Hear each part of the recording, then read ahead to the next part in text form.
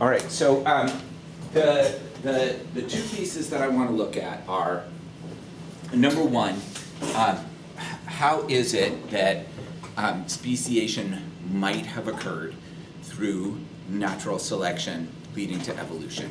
And I'm going to kind of lay out for you how scientists propose that happened.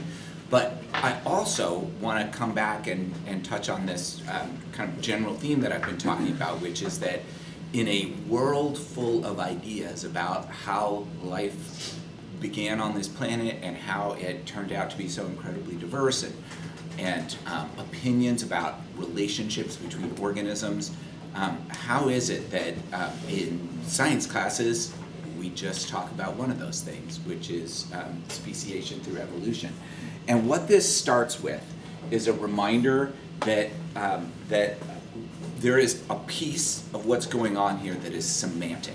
And by that I mean, if I say outside of this classroom, evolution is a fact, a lot of people are going to be like, I disagree with that. Nobody's ever seen it happen. You show me a monkey turning into a person and maybe I'll believe you. And that's not how all life got on this planet. Like before, like you can't tell me that like a bunch of molecules like suddenly started working as a living organism.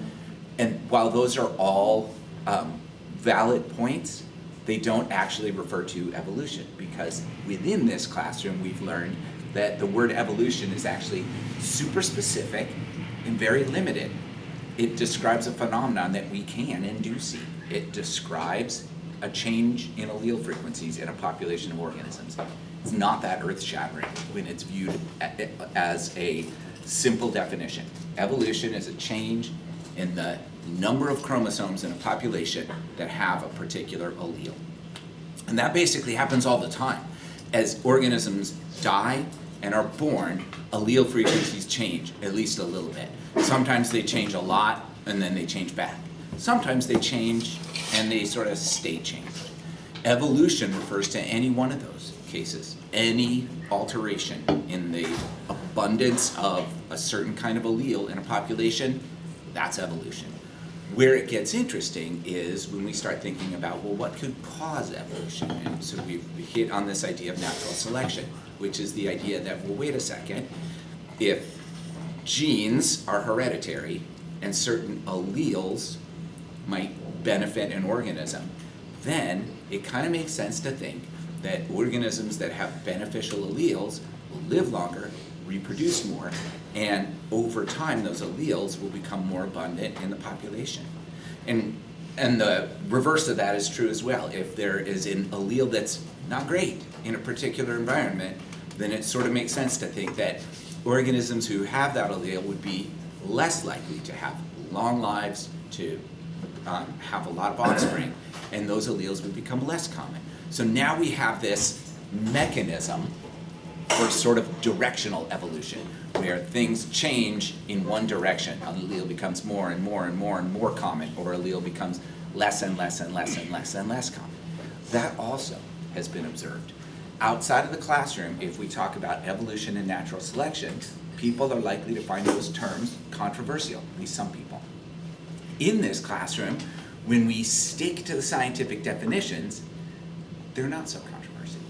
Now, the irony here is that we're going to be talking today about speciation. And if you walked outside of this classroom and started talking to random people about speciation, chances are most people wouldn't get agitated. They wouldn't get that fired up. They'd just be like, oh, okay, speciation, that's fine. Like, if speciation outside of a classroom isn't that controversial, but the irony is that's what probably should be controversial, because speciation is referring, in specifically the idea of speciation through evolution, largely driven by natural selection.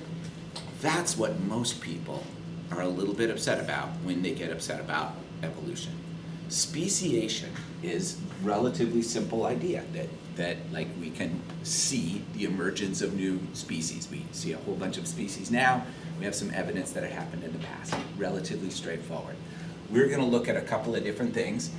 One is we're going to try to figure out what a biological species is. That's not too difficult. Second thing we'll talk about is what is speciation? What kind of evidence do we have for it? That's not too complicated.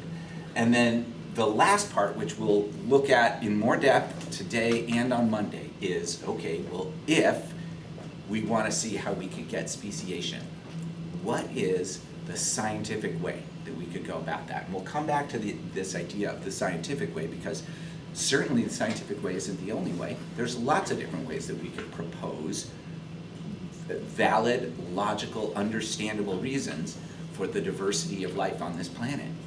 But it turns out that of all the things we've ever proposed, there's only one of them that fits the requirements of science. Science has really narrow requirements. That it has to do some stuff, and it has to do it in a certain way. And so speciation through evolution is the only thing that really fits that definition, all right? So let's start with just talking about what a species is. And as it turns out, like a lot of other things, this is sort of messy, but we can keep it simple. In this class, what we're gonna say is a species is a group of organisms that can and do reproduce successfully. And that means that all the things that we think of as a species are automatically a species. If you think about horses, they can and do reproduce. Squirrels can and do reproduce. Penguins can and do reproduce. Like everything that we, like Douglas fir trees, humans, species. All those things are species because they can and do reproduce. Now, I do want to just point out that there's some subtleties here, one of which has to do with the fact that sometimes there are two different species that can reproduce. So what's the deal with that? That seems to sort of break this definition. And the answer to that is, in this class, we don't care. We're not going to worry about those things. Outside of this class, it's kind of fun because then scientists get to have arguments about it, and the rest of us get to sit on the sidelines and watch them bicker. But it leads to really cool things. Like, for example, this is a picture. This is one of my favorite pictures because I took it. This is an owl in a tree in my yard, and my son one day was like, Dad, and I came racing out, and he points up, and there's this owl sitting in the tree. So I got my camera and I took a picture, and we were so close I was able to get a really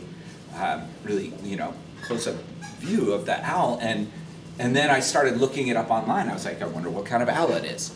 And then I couldn't figure it out because it has some characteristics that look like a native species that lives around here in the Pacific Northwest called the spotted owl. But it has some characteristics of a different species that kind of moved in from the eastern US called the barred owl. So I took the picture and I sent it in an email to folks at Oregon State University because they're way smarter about this kind of stuff than me. And they got back to me right away. They were like, oh yeah, we know that guy.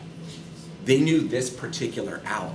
And you can't see it in this picture. This is the best picture of the owl. But in some of the other pictures I took, you can see it, and I didn't notice it at first, but you can see it has a little metal band around one of its claws. They had caught this bird, put a band on it, and they were tracking it. So they knew, and they were like, yeah, we're not surprised to see it at your house. It's been up in your neighborhood lately, so it was kind of fun. And I was like, well, what is it? And they were like, it's a hybrid. It had one parent that was a spotted owl, one parent that was a barred owl, and so it's a mix. So what do we do about that? That's kind of a gray area. If we say a species is a group of organisms that can and do reproduce, we have two species, and then they migrate to the same area and they start reproducing together, then are they the same species? Is the hybrid a new species? Like, how do we deal with it? And the answer is, we deal with it in two ways. Scientists fight about it until somebody wins. And we, in this classroom, just say, well, we're not going to talk about that. We could talk about it, but we're not going to try to figure out whether it's a species or not. Not our job. So we get to enjoy the arguments. We're going to deal with things that are obviously different, like giraffes and penguins, and that plant and a chicken. And we know that those are two different species. There's no scientist, nobody anywhere that's like, well, maybe that plant is really the same species as a, chicken. It's not. We don't have to worry about it. We're going to stick to the obvious cases. So that's going to be our strategy for dealing with that ambiguity. But I like to bring this up because I think it's just kind of fun to think about. So if we look at species, we can see a couple of things. One is there are lots of different types of organisms out here now and on our planet. We see lots of different types of animals and plants, and then other things too, little protists and fungi and bacteria, and so there's really this incredibly diverse set of living things, and even as you narrow in, well, there's still, even if we just looked at plants, there's a lot. Even if we just looked at flowering plants, there's a lot. So there's an incredible amount of diversity. And one of the tools that we use to try to explain this diversity is to try to look at relationships. And we can see some things that are really closely related, like alligators and crocodiles and turtles and tortoises and Douglas fir trees and pine trees. We see they have a lot of similarities. So we know, well, they're more closely related. And then you start looking at things like, well, what about plants and humans, or tortoises and fungi? Are they related? Because it doesn't look like it, but maybe they are. And as it turns out, we have a tool to kind of investigate the connections between organisms, and that's the fossil record. We can see evidence of species that no longer exist in the fossil record. And it's a little tricky, because if our definition of species is that this is a group of organisms that can and do reproduce, then what do we do about the fact that extinct organisms, it's impossible for us to determine whether they could potentially reproduce? Like when I look at this little fossil organism called Eohippus, it's like a primitive horse. They don't exist anymore. And if I say, well, that's a different species than the modern horse, then I'm making an assumption, which is they're so different that they wouldn't be able to reproduce. We can't know that for sure, for anything. But the more different two things look, the more likely it is that they are actually two different species. So if we track a bunch of things and we start seeing well, there's this Eohippus and then there's this Mesohippus. And the Mesohippus is pretty similar to the Eohippus, so if people want to argue that these are really the same species, okay, maybe they are. But by the time we start looking at the difference between Eohippus and Equus, which is the modern horse, it seems very unlikely that they would be genetically compatible. Even just looking at their skulls or their leg bones makes it pretty obvious that there would be a lot of incompatibilities there. The alleles wouldn't match up. And we can assume that that would extend to cellular structures as well. So probably these were completely different species. If you ask a scientist, there's no question about it. So again, when we look at the fossil record for evidence, our idea is, well, when we see something that is dramatically different, that's a different species. In this class, that's what we're going to sort of stick to, is the idea that, well, there are going to be times when we see things that are awfully similar, and times when we see things that are dramatically different. And we'll just know that the ones that are dramatically different are different species, and we don't care about the ones that are really close together. So how does this play into speciation? Well, so our kind of primary question is, how did all of these organisms get here? And so when we talk about speciation, what we're talking about is the process that might lead to the development of new species. And we have a lot of different ideas about how this might have happened. We have ideas that involve evolution and natural selection. We also have ideas that are more spiritual in nature, creationism, or that are what are sort of a blend of spiritual and philosophical and secular ideas, like intelligent design. Those explanations do a really good job of explaining this process. If your explanation is an intelligent creator that had more power than humans actually made these different types of organisms and made the fossils, that is a great explanation. It fits all of the evidence that we see, and it fits it perfectly, and it makes a lot of sense for a lot of people. It's more than that. For a lot of people, this is part of their belief system and knowledge system. So not only does it make sense, and not only is it understandable, but this is what happened in their opinion. And so I want to come back to the idea that I have no interest in trying to tell you that you're wrong about that.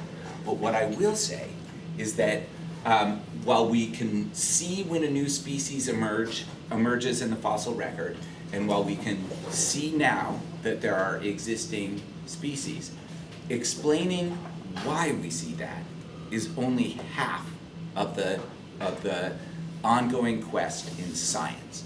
All right, so what we're going to try to do is tie together speciation and evolution, and there's a reason that we're going to do this. All right, so what we want to think about is how could we have an organism arise through natural selection, and the question that you might ask yourself legitimately is, well, why do we need to think about how it could happen through natural selection? Can't we just stick to the idea that it's like creationism or intelligent design? Those work, and the answer is those work, but they don't follow the rules of science, and so they don't accomplish the goals of science. One of the big goals of science is to be able to make predictions.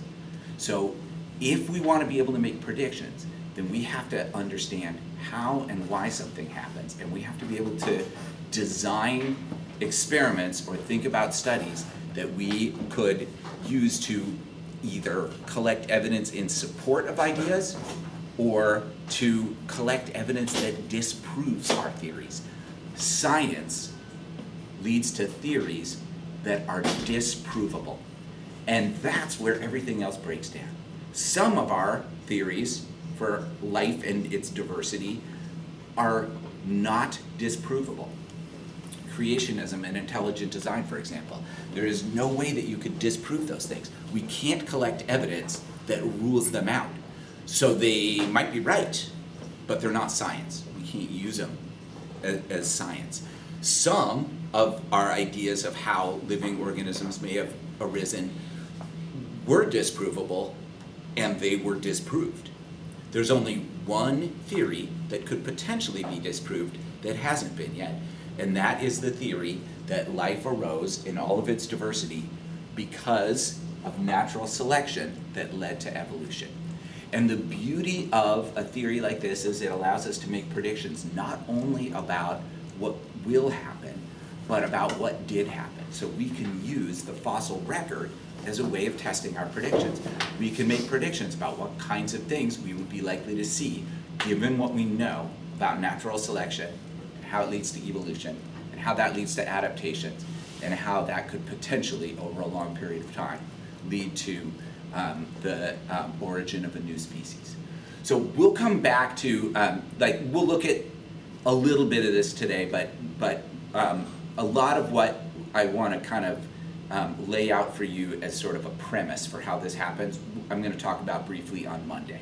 For today, what I want to do is just point out that if we have some organisms of the same species that are in different locations, then because natural selection needs variation in the species and selection pressure, within one species we're going to have the same variation, but in two different environments we may have different selection pressures.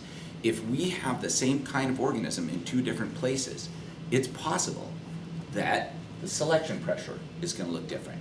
And if that's the case, it's possible that fitness may look different in those two environments. And that means that certain alleles would be more beneficial in one environment than another. Those alleles will become more common in that environment, and vice versa in the other environment. And this is where we come back to the idea that, well, if we take a picture of a human being every day from age 13 to 28, we have 15 years worth of daily pictures.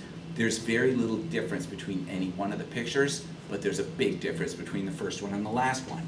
And that leads us to the last piece here, which is that theoretically, over very long periods of time, we could see new species arise. If we have directional evolution in one population, directional evolution in a different population of the same species, but the directions are different. One environment has more moisture, one environment is drier, one environment has warmer temperatures, one environment is cooler, then presumably natural selection will favor different alleles in those environments. And if we give it not 15 years, or 150, or 1,500, but if we give it hundreds, thousands, or millions of years, then all those tiny little adaptations and changes could lead to what are effectively two completely different species. And this can happen in a couple of different ways. One way that it can happen actually is that we can just have one population of organisms and we can see it kind of changing over time to the point that we consider the existing population a different species from some ancestral population. So this is what happens when we have one population that evolves over time, and we say, well, the descendants are so different from the ancestors that they must be a different species. The original species would be extinct. It's not around anymore. All of its descendants over a long period of time became the new species. Maybe this took 1 million years. And the original population isn't there anymore. It went extinct. And that definitely can happen. We see evidence of that in the fossil record. You start with one species, you end with a different one. We can also get what we call branches in the evolutionary tree.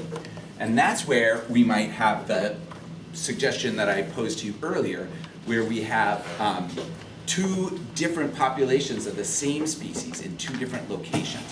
And in that case, we might see one of those populations evolve in a dramatically different direction and the other not.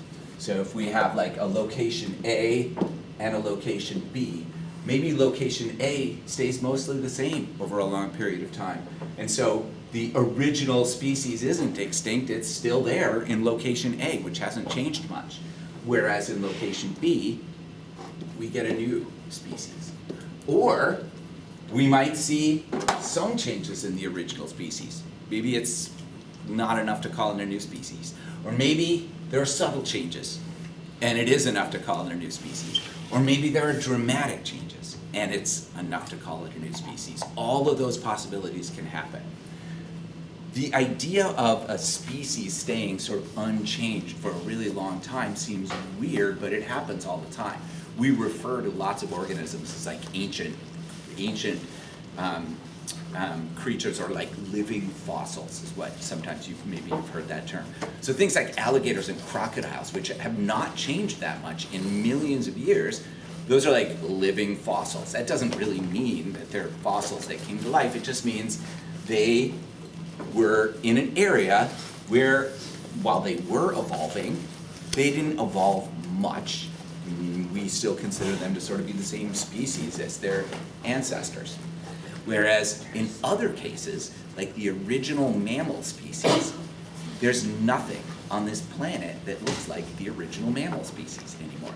The original mammal species would have been recognizable to us as like a mammal. It had the characteristics of a mammal, but it's not there anymore. As mammals spread throughout the globe, every single one of those populations changed, and every single one of those populations branched out to the point that we now have thousands of mammal species, and none of them look the same as the original mammal species. So both of those things can happen. When we get a whole bunch of species coming from one initial organism, we call it adaptive radiation. And we can, usually if we look back far enough, we can find adaptive radiation in any branch of an evolutionary lineage. And this is something that happens when we get a whole bunch of new species from one common ancestor. It looks like it happens really quickly sometimes when we look at it in the fossil record. We can also see it in existing species. And usually this happens when there's migration or like a dramatic change in environment. We have seen adaptive radiation in this class before when we talked about Darwin's finches. There was an ancestral finch population that lived in South America. Some breeding finches flew to the Galapagos Islands, or got blown there. We don't know how they got there, but they got there somehow, and almost immediately started evolving rapidly because the habitat was different. In the new habitat, they became very quickly adapted to their environments, particularly when it came to food sources. The original finch species, something very much like it, is still in existence in South America. We know what the ancestor looks like, we've seen it. The new finch species, there's a wide variety of forms and species, and those are an example of adaptive radiation. We also see adaptive radiation in some bird species in Hawaii. This is an island thing. It happens a lot with islands.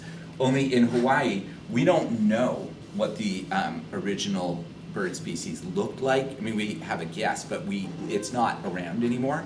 But we do see a number of birds that live on the different islands that have developed distinct adaptations. The birds themselves are all clearly related to each other.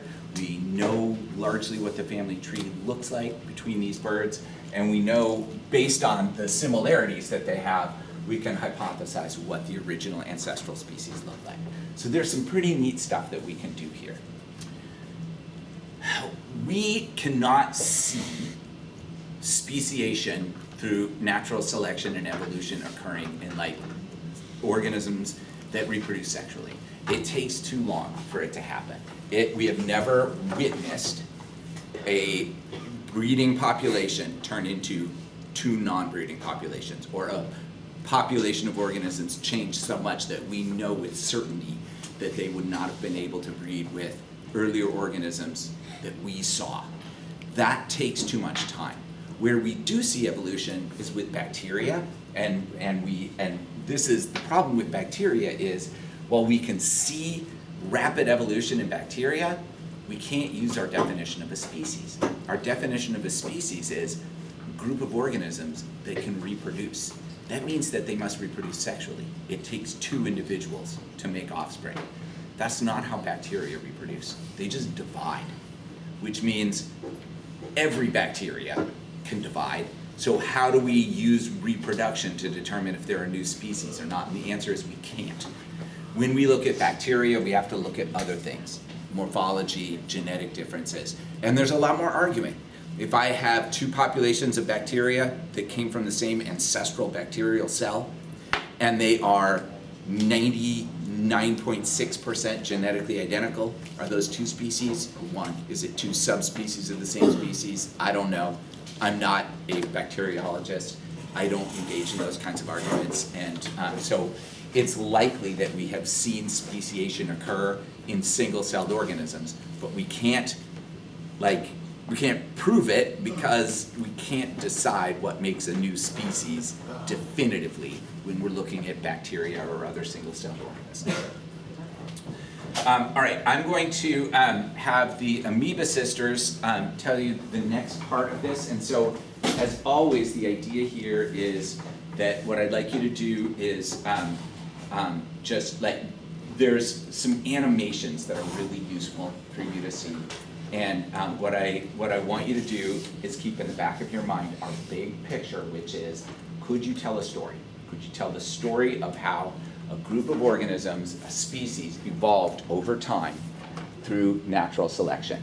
And we're almost there. The amoeba sisters are going to get us most of the rest of the way, and then there's just a little bit more that I'm going to tell you on Monday before we launch into you providing the evidence.